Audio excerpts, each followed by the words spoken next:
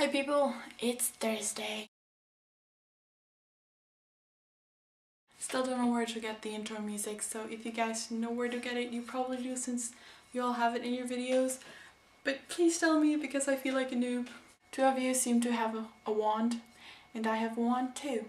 It's Hermione's 10 inches and 3/4 vine wood with a dragon heartstring core.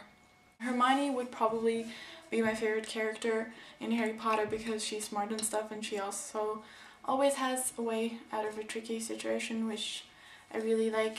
And yep, I have been dancing for, well, pretty much my whole life, but I have stopped like 3 years ago because of school and stuff, because there's too much to do for school. So yep, now I'm just doing Zumba like twice a week, more like once a week, because I'm too lazy to go on Thursdays. For the challenge, I choose the Learn a Song and Perform It challenge because I've been learning Blink for the past week or so, so I might be able to perform that next week if I practice a lot. Brooke, we need to challenge you too. So if I might have the privilege of challenging you, I challenge you to either write Harry Potter fanfiction about Hermione and Draco Malfoy as the main characters, or read the first 3 minutes of your NaNoWriMo story. We should communicate in the comments more to learn about each other more, if that's okay with you guys. Oh yeah, we could also do like a question. Each of us could do a question that the others would have to answer either in the comments or in the next video to get to know each other more. That could be fun. My dog just came into my room. Hi! On Wednesday we went to this concentration camp called Challanges near Prague.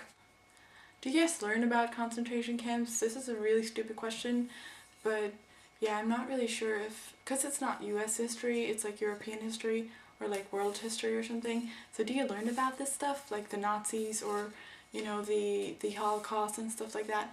I would really like to know that. So that could be my question of the day, I guess. So yeah, anyways, we went there and it was pretty horrible. And I have some pictures. I didn't take any video because I wanted to take pictures, and also pictures are, I don't know, for some reason they're easier to view.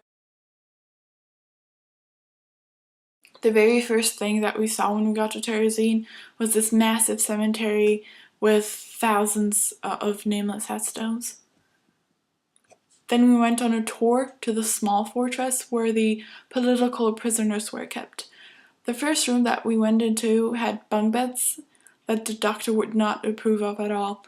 The rooms were usually filled with about 60 people, but the numbers varied because so many people were dying every day of either starvation or disease, and new prisoners were coming in. The bunk beds originally had mattresses on them, but they became filled with more and more bugs and lice, so after a few months the prisoners had to sleep on the wood. They had old bread for breakfast and sometimes warm soup for lunch. People from our class started asking about gas chambers because, you know, when you think of concentration camps, the image of gas chambers naturally comes into your mind. But apparently Terezin was not an extermination camp, which surprised me because our tour guide mentioned that 30,000 people died there during the war. They died of either disease or starvation, or cold. This is where they showered. The guards would sometimes apparently stop the water when the prisoners still haven't washed all the soap off, and in the winter the water froze so they wouldn't get to wash at all for about 3 months.